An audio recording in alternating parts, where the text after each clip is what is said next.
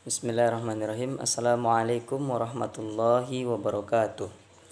Alhamdulillahirabbil alamin. Wassalatu wassalamu ala asrafil anbiya'i wal mursalin wa ala alihi wa ashabihi rasulillahi ajmain, amma ba'du.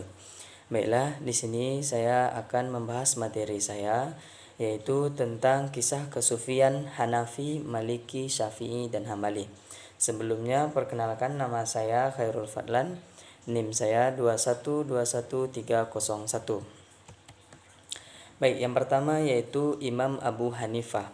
Imam Abu Hanifah juga dikenal sebagai Abu Hanifah An-Nu'aiman ibnu Thabit, adalah salah satu cendekiawan terkemuka dalam sejarah Islam dan pendiri mazhab Hanafi.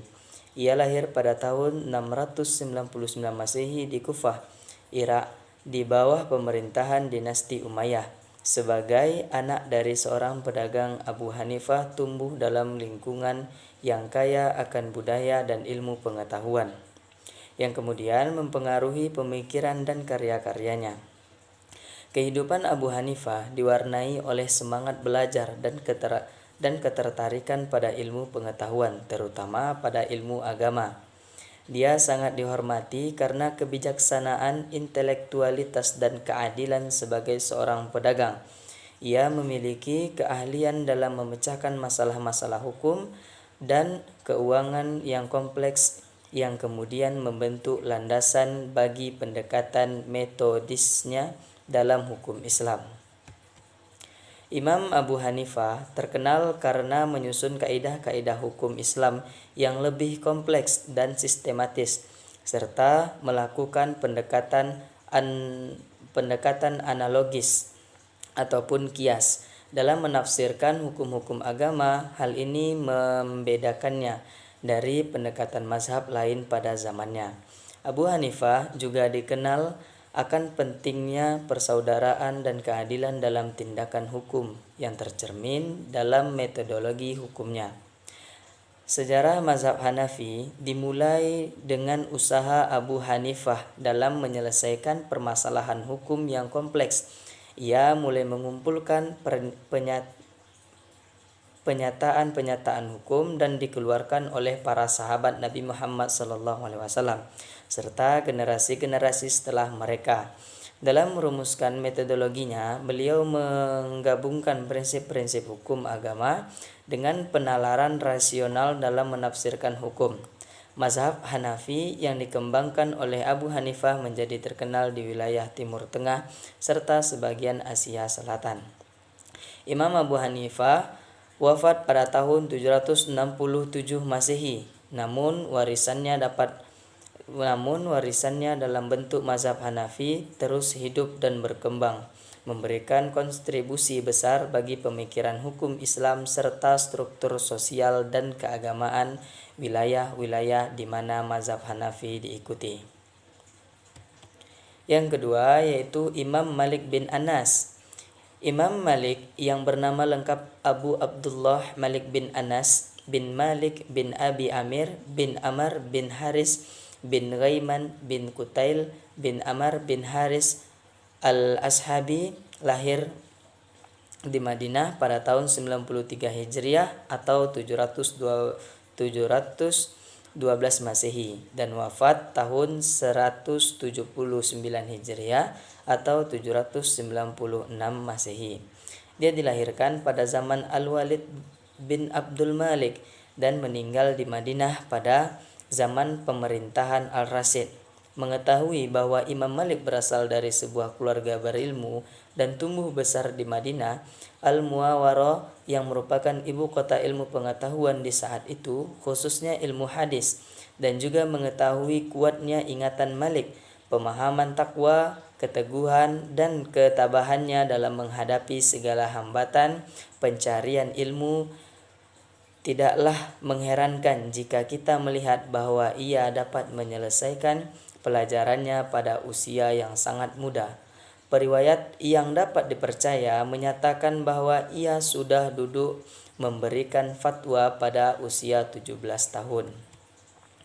Dalam mencari ilmu, Imam Malik rela mengorbankan apa saja menurut satu riwayat sang imam sampai harus menjual tiang rumahnya hanya untuk membayar biaya pendidikannya.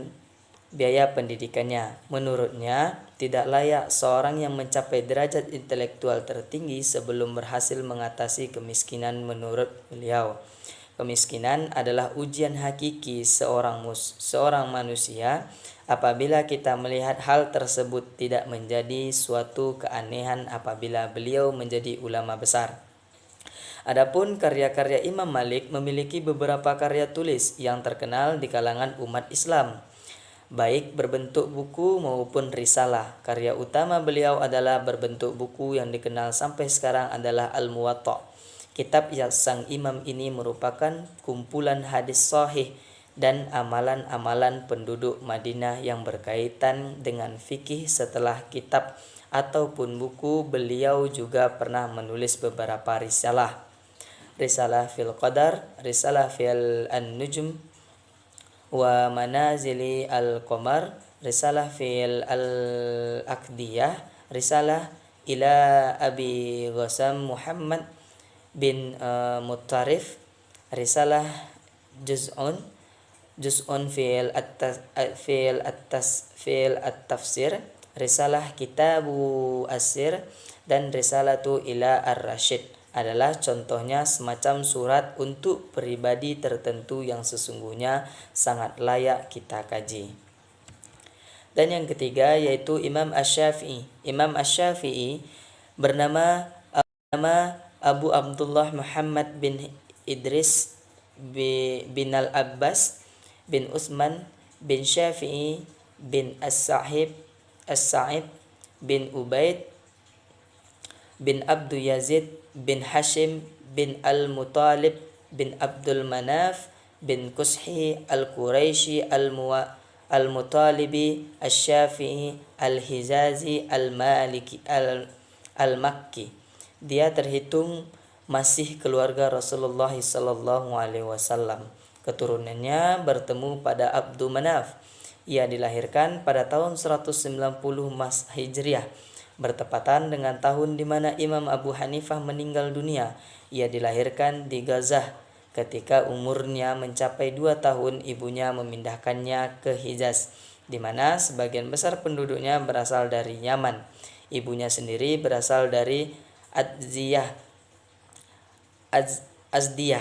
Keduanya pun menetap di sana, namun ketika umurnya telah mencapai puluhan tahun, ibunya memindahkannya ke Makkah karena khawatir akan melupakan nasabnya.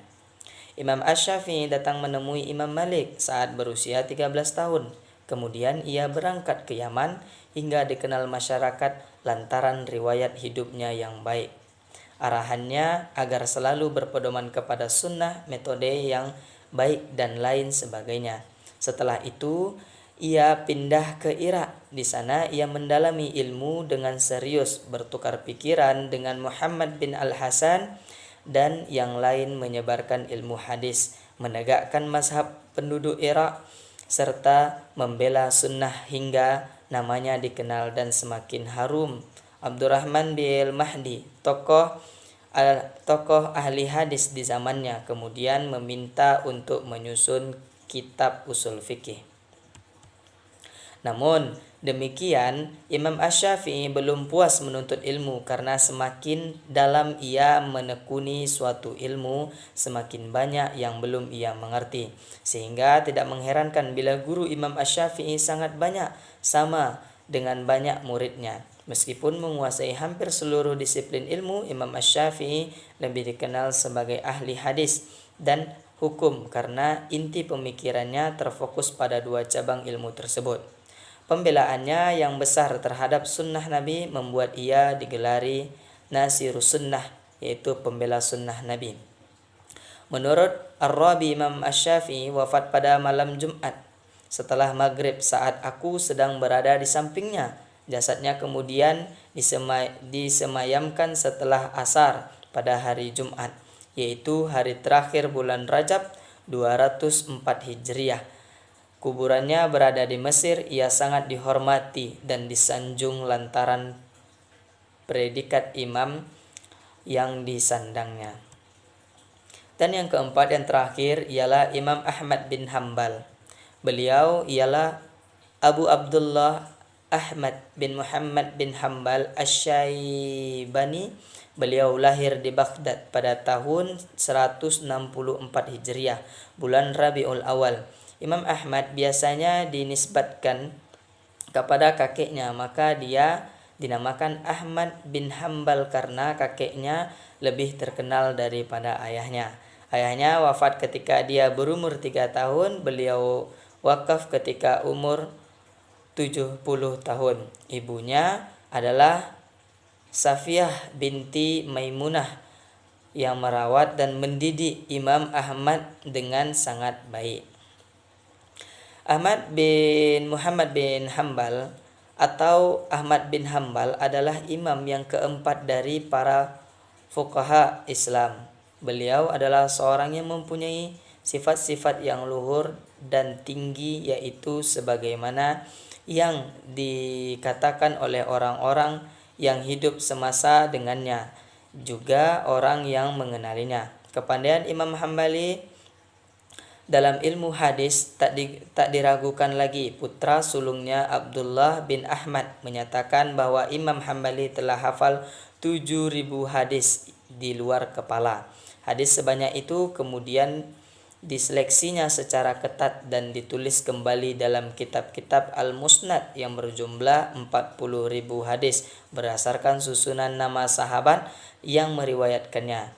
Kemampuan dan kepandaian Imam Hambali mengundang banyak tokoh ulama yang berguru kepadanya dan melahirkan banyak ulama dan pewaris hadis terkenal, semisal Imam Bukhari, Imam Muslim, dan Imam Abu Dawud.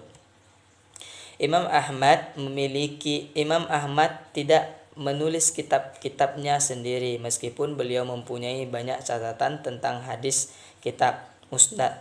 Ahmad bin Hambal dalam hadis disusun dan dikumpulkan oleh putranya yang bernama Abdullah. Bahkan untuk masalah fikih, Imam Ahmad tidak mencatatnya. Fikih Imam Ahmad kemudian ditulis oleh murid-muridnya.